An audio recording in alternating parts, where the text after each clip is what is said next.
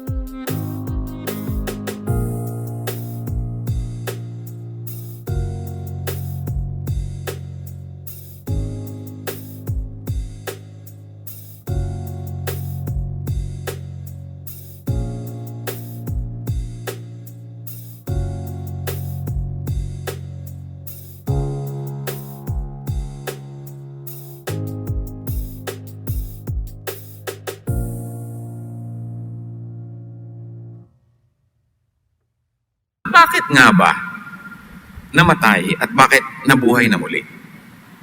That beyond the emotional drama of the crucifixion is we understand why it had to happen and what was accomplished through the resurrection. Acts 13:39, through him everyone who believes is set free from every sin. A justification you were not able to obtain under the law of Moses. Sa pamamagitan ni Jesus at ng kanyang ginawa, ang pagpapawalang sala na ating ngayong tinatamasa na hindi natin pwedeng matanggap sa pamamagitan ng pagsunod sa kautusan ni Moses, ito ay naging totoo. What Jesus died and resurrected for? Ano ang na-accomplish ng kamatayan at pagkabuhay na muli? Ama, salamat po sa iyong pag-ibig. Pag-ibig na lalo mong ipinaliwanag sa naganap sa Panginoong Hesus. Turuan mo kami ngayon, Panginoon, na palalimin, palawakin pa, nang lalo naming maunawa ang kahulugan nito sa aming buhay. We ask for wisdom. Be our teacher, our preacher, our guide.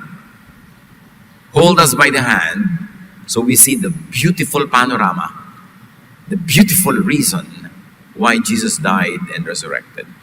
Teach us, and in His name we pray with thanksgiving. Jesus died and resurrected for the realization of His teachings. Isang patunay, patotoo na tama ang mga sinabi niya, tama ang mga ginawa niya, nabuhay siyang muli. Kung namatay lang, lahat naman namamatay. Wala ka namang napapatunayan, masyado ko namatay ka. Pero yung nabuhay kang muli, yun ang patunay na love of Jesus, in the love of God, will save from destruction. And not only from destruction, but also from fear of destruction. Hindi ka lang hindi na parurusahan, mawawala pa rin dapat yung takot mo na maparusahan. And God's love that assures that we will not be punished is indestructible. Walang makagigiba, makaharang sa sa pag-ibig ng Diyos na gusto tayong iligtas at gusto tayong bigyan ng kapahingahan. Romans 8:33-39. Sino ang makapaghaharap ng paratang laban sa mga hinirang ng Diyos? Gayong ang Diyos ang nagpapawalang sala sa kanila. Diyos ang Supreme Court. The judgment of the Supreme Court is final, executory, cannot be changed. At Diyos sa Supreme Court ang nagsabi ng wala kayong kasalanan pag kayo'y nasa aking anak na si Jesus. Sino pa ngayon ang uusig sa iyo? Sarili mo? Si Moses? Si Satan? Hindi yun pwedeng tumalab. Kasi Diyos na ang Supreme Court. Sino ang hahatol upang sila'y parusahan? Si Kristo Jesus ba? Na namatay, ngunit higit sa lahat ay muling binuhay at ngayon ay nasa kanan ng Diyos upang mamagitan para sa atin. Si Jesus na nagdala ng ating kasalanan, hindi tayo usigin. Sa katunayan, siya pa ang laging dumedepensa sa atin sa lahat ng panahon, sa lahat ng akusasyon. So kung ang Ama sa Langit hindi ka aakusahan, ang Jesus na anak ng Diyos ay hindi ka aakusahan, sino pa ang may karapatang mag-akusa sa iyo? Sino pa ang may kapangyarihan?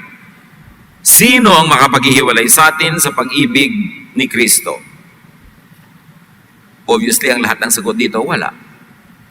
Natitiyak kong walang makapaghihiwalay sa atin sa kanyang pag-ibig. Kahit ang kamatayan o ang buhay, o ang mga anghelo, ang mga pamunuan ng mga kapangyarihan, angels or demons, ang kasalukuyan o ang hinaharap, ang kataasan o kalaliman, o alinmang nilalang ay hindi makapaghihiwalay sa atin sa pag-ibig ng Diyos na ipinagkaloob sa atin sa pamamagitan ni Kristo Jesus na ating Panginoon. No one, nothing can separate you from the love of God through Jesus.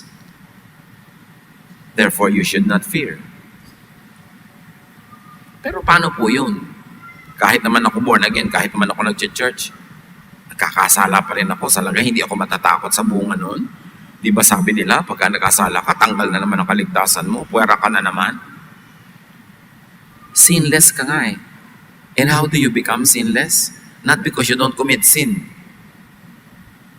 Because Jesus removed the law that makes breaking it a sin. Jesus made people sinless by voiding the law that made them sinful. So hindi ka nagiging matuwid dahil sinusunod mo ang lahat ng kautusan, matuwid ka kasi tinanggal yung kautusan. Ephesians 2:15. He abolished the Jewish law with its commandments and rules, in this way making peace. Pinawalang bisa niya ang kautusan, kasama ang mga alituntunin nito, sa gayon ay magkaroon ng kapayapaan. Dahil pinawalang bisa ni Jesus sa kanyang kamatay at pagkabuhay na muli, ang kautusan, nawala ang utos. Kung nawala ang utos, edi wala ka nang binibreak dahil walang utos. Kaya nagkaroon ng kapayapaan sa Diyos at sa tao, kasi ang tao ay hindi na ngayon lawbreaker kasi wala nang law. At lagi nating idinidiin, hindi yun ibig sabihin na magwala ka sa buhay, gumawa ka ng lahat ng masama, kasi may natirang isang law. And that is the law of love. You are free to do anything that is not unloving.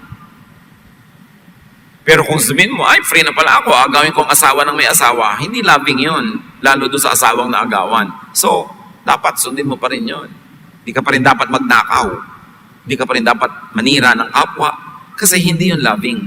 Pero yung, pwede ka naman kumain ng dinugan, pwede ka kumain ng balot, ng bagoong, pwede bang kababae mong tao, maiksi buhok mo, kalalaki mong tao, mahaba buhok mo. Yun yung mga wala ng bisa.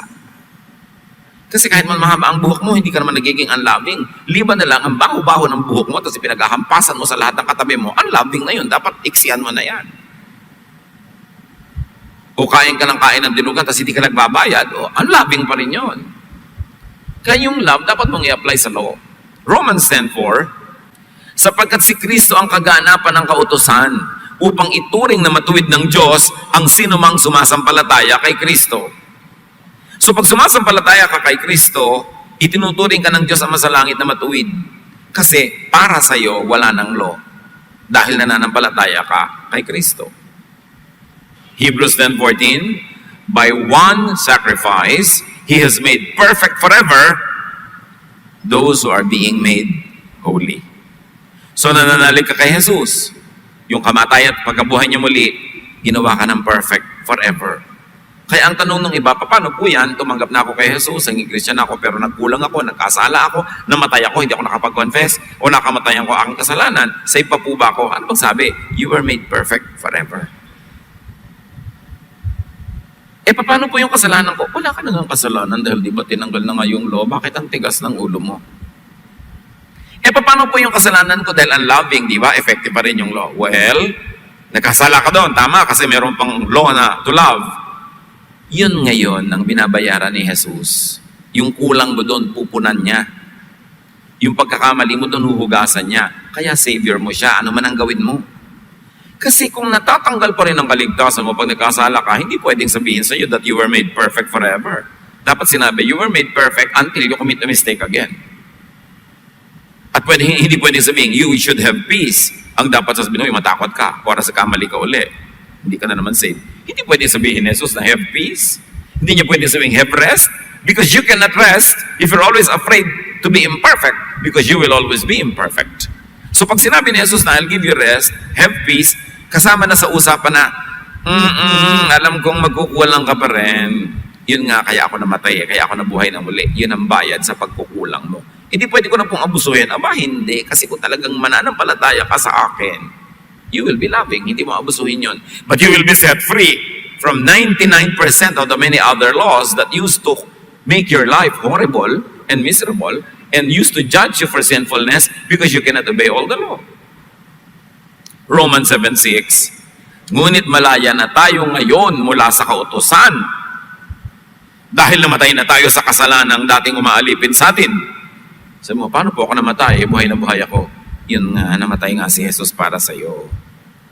Kasi yung kamatayan niya, itinuturing na kamatayan mo na rin.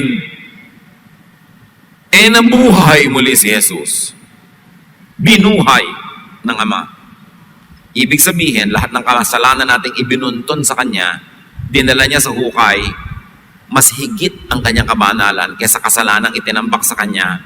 Kaya, umahon siya mula sa kamatayan. The payment is much greater than the utang. Therefore, the Lord rose from the dead. Meaning, all sin has been paid for at marami pang natirang kabanalan kay Jesus na patuloy niyang ibibigay ng libre sa mga nananalig sa Kanya. Hindi na counted na kasalanan yung pag-break ng law nung unang panahon, pero yung pag-break ng love na magiging kasalanan at pagkukulang, yun ngayon ang patuloy na pinupunan. Kaya pwede kang magpahinga. Kaya pwede kang matahimik, mapayapa. Jesus died to fulfill all the requirements of the law in behalf of believers. Kung binayaran ng kuya mo, yung utang mo, hindi bayad na kahit hindi ikaw yung nagbayad, hindi ka na pwedeng singilin. Jesus died to void the law and its curse on people who cannot obey it anyway. So yung takot-takot na batas na hindi mo rin lang masunod, inalis na lang. O di hindi ka na ngayon lawbreaker kasi walang law. Another major teaching of Jesus is do not fear God's anger and punishment. Instead, dwell in God's love. Imbes na takot ang pairalin mo, pag-ibig. Yung mga iba, panakot ang pastor. Pag may maliit na bata, na si pastor, ka makalat. Diba? Parang gano'n, matakot ka sa Diyos, paparusahan ka. Samantalang pwede mo na sabihin ko, na si pastor, love ka niya, love mo rin siya, so huwag ka magkalat para sumaya siya. Gano'n din ang ending. Nagpakatino ka rin, pero hindi dahil sa takot, but because of love. Lamentations 3:22-23, because of the Lord's great love, we are not consumed. For His compassions never fail, they are new every morning. Nire-renew every morning ang kabaitan ng Diyos. At maganda yung morning kasi sa tao, nakapagpahinga na sa umaga, malamig na uling ulo mo, mabait ka na naman kaysa kagabi na mainit ang ulo mo. Ang Diyos naman, hindi tulad ng tao, umiinit ang ulo sa gabi at napapahinga sa umaga. Pero yun ang ginamit na example kasi yun ang kaya natin maintindihan. Ibig sabihin lang, hindi mo mauubos ang kabaitan ng Diyos. Again, hindi para abusuhin yan, kundi para i-appreciate na yes, you do your best, pero sa mga kulang, rest. God is in control. And Jesus loves you. Kaya ka napapahinga dahil meron kang tagapagligtas. Kaya hindi mo na kailangan buhatin ang krus kasi binuhat na ni Jesus. Hindi mo na kailangan magpapako kasi si Jesus na yung pinako. Hindi mo na kailangan magpahampas-hampas kasi si Jesus na ang hinampas. Kaya nakakalungkot ang ginagawa ng maraming tao sa ating bayan pagka ganitong mga mahal na araw. Nagpapapako, nagpapahampas, nagdurusa, may mga uso pa ngayon na gumagapag sa kalsada. Kaya nga ginawa na ni Jesus yun para huwag natin gawin. At pag ginagawa mo yun, parang sinasabi mo kay Jesus, hindi ako naniniwala na yung ginawa mo sapat na para sa akin. Kailangan punuan ko ng sarili kong gawain yan. So nababaliwala ang ginawa ni Jesus. Pag ginagawa natin yung ganun to earn our own merits, para nating sinabing, oh Jesus, sayang ang pagpapagod mo kasi gagawin ko naman kaya ko naman, ako na lang. Hindi nga natin kaya ginawa para sa atin. Habang you appreciate the sincerity of the people who believe in these activities, you are sad for them because they are so misguided. Hindi nila nauunawa ang pag-ibig ng Diyos. Iniligtas tayo para wag na nating gawin pa. Romans 6:14, for sin shall no longer be your master because you are not under the law but under grace. Hindi ka na dapat maging matakot lagi. Nagkasala ako. Uy, baka ako magkasala. Kasi nga, hindi na umiiral sa'yo ang napakaraming mga batas na yan. Romans 5:9, yamang sa pamamagitan ng kanyang dugo, tayo ngayon ay napawalang sala, lalong tiyak na maliligtas tayo sa puot ng Diyos. Kasi napawalang sala na tayo. Hindi ka na dapat ngayon matakot mamatay, baka ka pumunta sa impyerno, baka ka parusahan. Kasi pag namatay ka, mabalik ka na sa Diyos. Bakit? Kasi nga pinawalang sala ka na 1 John 4:18, there is no fear in love. Those who fear God to the point that they are deprived of peace, of happiness, of serenity, don't know the love of God. Dapat yung fear of God lang, isang banal na takot, isang pitagan, isang paggalang. But there's a very thin line between that and fear. Na akala mo monster ang Diyos, paparusahan ka ng Diyos, lagi kang papagalitan. That's why Jesus teaches us to rest, to have peace. Why? Because God knows and loves you. Lord, paano po yan? Christian na ako, born again na ako, nagbabible ako, pero nagkakasala pa rin ako. Paano po yun? Alam ko yan, kasi ako lumikha sa iyo Naintindihan ko yan. Hindi kita kinukonsinte o tinutulak na magkulang, pero pag nagkukulang ka, alam ko yan. Kaya yan pinupunan ng ginawa ni Jesus para ang balance mo, zero, wala ka negative. Baka positive pa, dahil sobra ang kabaitan ni Jesus kung itutumba sa mga pagkakamali mo. Psalm 103:14, for He knows, God knows how we are formed. He remembers that we are dust. So, Diyos ko, nagkamali na naman po ako. Of course, alam ko yan. Intindihan ko yan. Parang magulang. Di ba? Maraming magulang. Nagkamali yung anak. May ginawa yung anak. Yung magulang naman, naintindihan din niya. Kahit kumisa nagagalit-galitan para huwag mong ulitin. Namamalo, nagdidisiplina para turuan ka huwag mong ulitin. Pero sa kalooban ng puso niya, naiintindihan niya yun. Sabi niya, bata pa yan. Alam ko ng ganyan niyang batang yan Dahil nakita na ng magulang yon. Lalo ang ating magulang sa langit. Siya ang lumikha sa atin. He remembers that we are dust. He does not require perfection. And if He did, Jesus perfected us. Not us perfecting ourselves. Not we perfecting ourselves, but Jesus. Yun ang ibig sabihin ng Savior. 99% of all religions on earth, save yourself. Kaya itong gawin mo, itong hindi mo gawin, yan, itong huwag mong kainin, itong isuot mo, pero may gagawin ka, save yourself. And one religion, based on Jesus, says, Jesus saves you. Kaya magkaiba ang mga reliyoso. Dapat kung ikaw nasa Panginoon, mas relax ka. Hindi dahil pabaya ka, hindi dahil makapal ka na sa pagkakasala at insensitive. No. Sensitive ka to shortcoming, sensitive ka sa iyong imperfection, but you never forget that God remembers that you are dust and that God continues to forgive you through Jesus. Only then can you really be restful. Only then can you say, I have a Savior. Kasi hindi nakasalalay sa iyong performance ang score mo sa langit. Matthew 11:28-30. Kaya nga itong sabi ni Jesus, isa sa ating mga favorite lines. Because central teaching to ni Jesus, lumapit kayo sa akin, kayong lahat na nahihirapan at lubhang nabibigatan sa inyong pasanin. Ano yung pasanin? Sin. Failure. At kayo'y bibigyan ko ng kapahingahan. Pasanin ninyo ang aking pamatok at matuto kayo sa akin, sapagkat ako'y maamo at may mababang loob. Makakatagpo kayo sa akin ng kapahingahan, sapagkat madaling dalhin ng aking pamatok at magaan ang pasaning ibinibigay ko sa inyo. Sabi sa akin, kayo pumunta, pagpapahingahin ko kayo. Hindi ko kayo pagpapasanin ng krus. Hindi ko kayo hahampasin. Hindi ko kayo ipapako.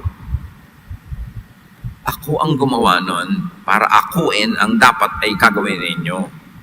Kasi ang gusto ko, mapahinga kayo. Yun ang gusto ng Ama, mapahinga kayo. Kaya pinalalaya kayo sa kutakot-takot na kautosan ng relihiyon. Kasi hindi masaya ang Ama sa langit na lagi kang guilty, lagi kang natatakot, lagi kang nag-aalala. Hindi ka mapahinga. John 14:27, sabi ni Jesus, kapayapaan, hindi gulo, hindi problema, hindi stress, kapayapaan ang iniiwan ko sa inyo. Ang aking kapayapaang ibinibigay ko sa inyo, hindi ito katulad ng kapayapaang ibinibigay ng mundo. Bigay bawi, partial, konti lang, may expiration. No, ang ibinibigay ko sa inyong kapayapaan ay sarili kong kapayapaan. Hindi kanyan magbigay ang mundo. Huwag mabagabag ang inyong kalooban at huwag kayong matakot. Huwag kayong matakot sa Ama, huwag kayong matakot sa kamatayan, huwag kayong matakot sa impyerno. Huwag kayong matakot. Pinanalunan ko na lahat yan.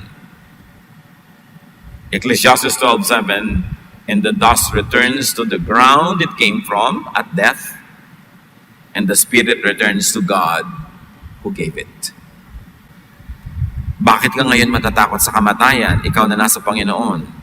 Yung katawan mo lang ang babalik sa lupa. Yung espiritu mo uuwi sa Diyos. Ano ngayon ang nakakatakot doon?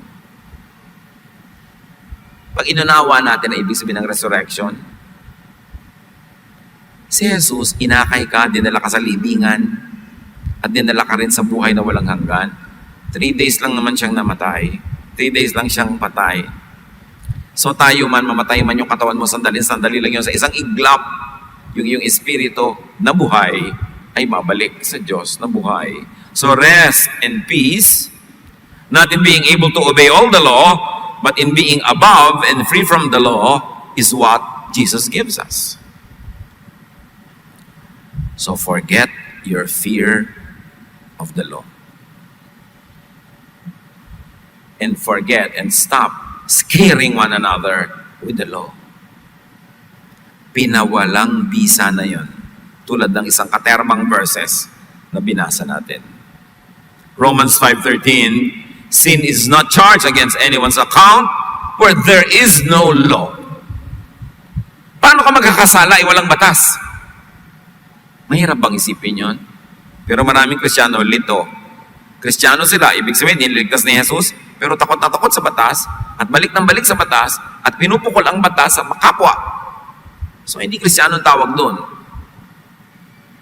Hudyo yun, na naging Kristyanuhan, pero hindi sila malaya, hindi sila payapa, kasi yung kapanahati ng iutak nila nandun pa sa loob. Kaya lito. Kung walang kautusan, ang kasalanan ay hindi ito turing na kasalanan. Sabi ng Tagalog version ng Romans 5:13. Fear of sin decreases as understanding of God's love increases.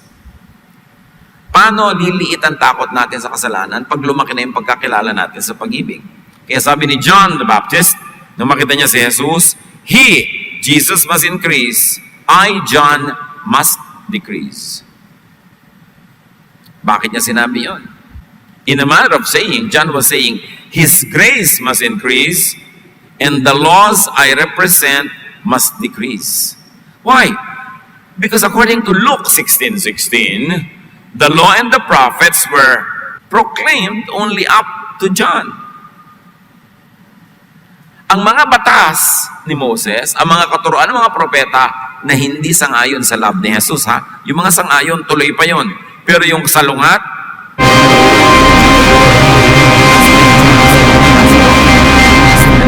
John is the last Jewish prophet.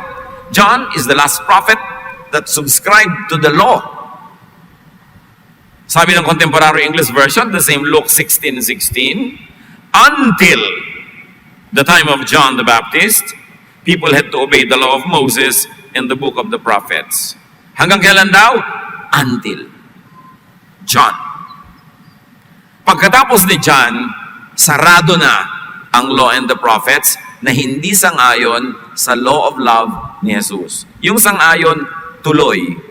Kasi marami rin mautos si Moses na maka-Jesus, like, love your neighbor, feed the hungry, mga foreigner, maging mabait kayo. Tuloy yun kasi loving.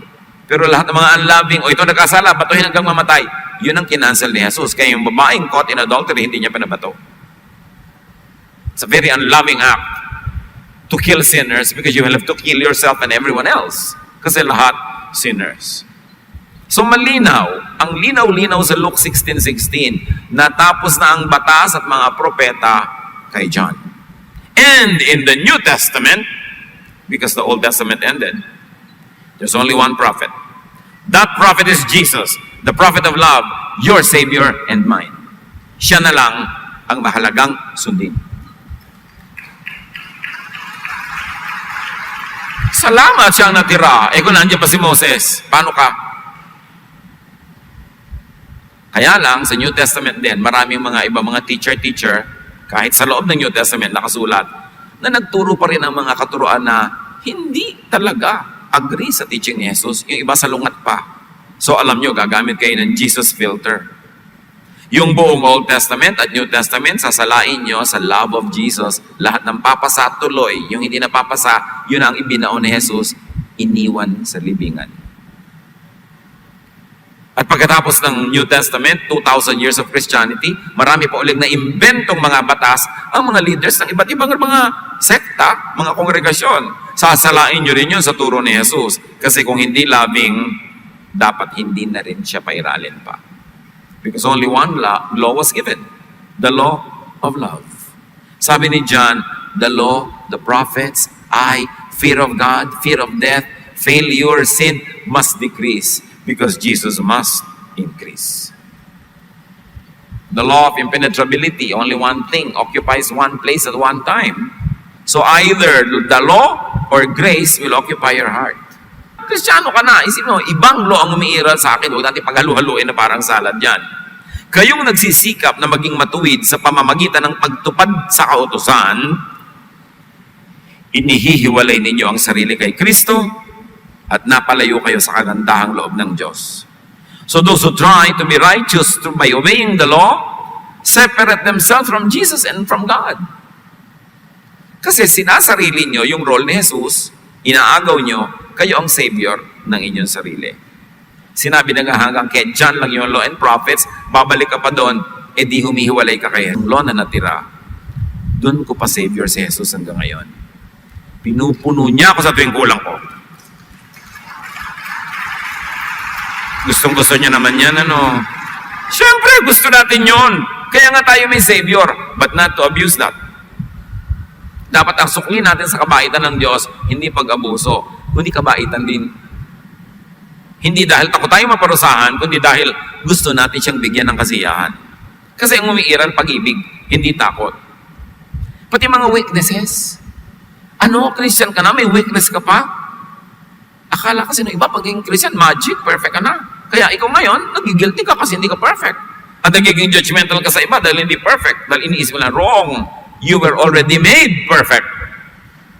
Not through your performance, but through the love of God. Kaya hindi ka na dapat natatakot. Si Paul, may mga weaknesses siya, pinapanalangin sa Diyos na alisin. Servant nyo ako, worker ako, di po ba dapat wala akong weakness? Tanggalin nyo na lang ito para mas magandang testimony ko. Di ba? Laging ganyan ang pananaw natin. Si Paul meron tinatawag na thorn in the flesh. Hindi niya ipiniliwanag kung ano yon, but obviously it was some kind of a weakness. 2 Corinthians 12:8-9, weakness yon according to the law of Moses, ha? 3 beses kong idinalangin sa Panginoon na alisin ito, yun daw, thorn in the flesh. Ngunit ganito ang kanya sagot. Ang kagandahang loob ko ay sapat na para sa iyo. Huwag ka na maging perfect. Sa tingin ko, perfect ka na. Sapat na para sa iyo. Sapagkat lubusang nakahayag ang aking kapangyarihan kapag ikaw ay mahina. Kaya't buong galak kong ipinagmamalaki ang aking mga kahinaan upang manatili sa akin ang kapangyarihan ni Kristo. Sabi ni Lord, pag tinanggal ko weakness mo, baka yumabang ka pa. Sabihin mo, kaya ka magaling kasi wala kang weakness. Kaya ka effective kasi banal ka. Kaya pinagpapala ang ginagawa mo kasi karapat-dapat ka. Sabi mo, hayaan mo na yung weakness mo. Huwag na natin yung tanggalin. Umasa ka na lang sa pag-ibig ko sa'yo. Dahil baka mamaya kung mawala yung weakness na yan, yumabang ka pa, maging self-reliant ka pa. At di ba maganda na may weakness ka, tapos ang lagu-lagu ng ginagawa mo, pinagpapala ang ministry mo, may weakness ka, effective ka, kitang-kita ng mga taong hindi talaga ikaw yon kundi ako. Dahil lang sa aking pag-ibig. Kasi sabi tuloy ni Paul, wow, o di lalo ko nga yung ipagmamalaki mga kahinaan ko. Kasi isipin mo, in spite of this thorn in the flesh, sa kabila ng lahat ng mga ipinipinta sa akin ng iba, sa pagkukulang ko according to the law, sa kabila ng lahat, napaka-effective pa rin ako sa ministry. Therefore, it is God, not me. And God is glorified through a weakness that is covered by the love of God. Kaya makaka-relax ka. At huwag mong papahirapan ng kapwa, huy, nasa ministry ka pa naman, tas ganyan ka. Yun nga eh. Dahil sa Panginoon, nagiging effective ako sa kabila ng lahat. Not because of me, but in spite of me, God shows His power. Kaya huwag niyong hanapan ng perfection ang inyong teacher, ang inyong leader, ang inyong ministry head, ang inyong pastor, ang inyong pastora, kung sino man. Kasi hindi talaga tayo ang kumikilos. Yung pag-ibig ng Diyos na pumupuno sa ating pagkukulang, kaya dapat siya lalong maluwa ng Diyos. Hindi dahil tayo perfect according to the law. At kung issue pa sa iyo yung law, tinanggal yung law, eh di wala ka ng issue. Kaya ka mapapahinga. Huwag mong ipampukol sa iba ang mga bato ng law. Binale, wala na yun. Law of love na lang. Galatians 2:21, I do not set aside the grace of God, for if righteousness could be gained through the law, Christ died for nothing. Kung pwede ka naman palang maging matuwid by your own accomplishment, by obeying the law, ba't pa namatay si Jesus? Nagsayang siya ng pagod. Hindi mo kasi kaya gumaan ang Diyos ang paraan. Si Jesus ang nagbayad, therefore bayad na. Ang umiiral na ang pag-ibig ng Diyos, hindi yung law and the prophets. Romans 3:23-26, sapagkat ang lahat ay nagkasala at walang sino mang nakaaabot sa kaluwalhatian ng Diyos. Ngunit ngayon na itinuturing niyang matuwid ang mga sumasampalataya kay Jesus. Jesus died to void and remove guilt and fear. Jesus died to give peace and rest. John 14:27, sa pag-uulit, kapayapaan ang iniiwan ko sa inyo. Ang aking kapayapaan ang ibinibigay ko sa inyo. Hindi ito katulad ng kapayapaang ibinibigay ng mundo. Huwag mabagabag ang inyong kalooban at huwag kayong matakot. Matthew 11:28-29, come to me all of you who are weary and burdened, and I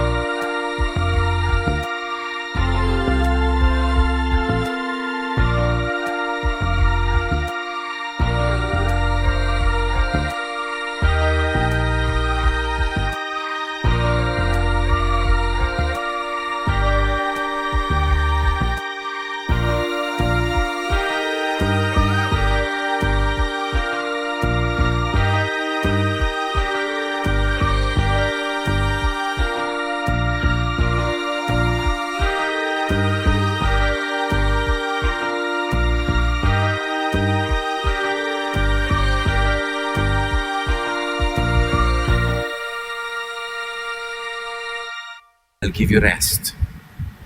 Take my yoke upon you and learn from me, for I am gentle and humble in heart, and you will find rest for your souls. Kaya si Jesus namatay at nabuhay na muli. So you could be fearless, peaceful, restful, and above all, loving. Sa unang Pasko, yung ipinagdiriwang natin pag Disyembre, nabuhay bilang tao ang anak ng Diyos. Sa Pasko ng pagkabuhay, sa Resurrection Sunday, nabuhay bilang anak ng Diyos ang tao. Nagpalit. Ang anak ng Diyos nabuhay bilang tao. Ngayon naman, ang tao naging anak ng Diyos.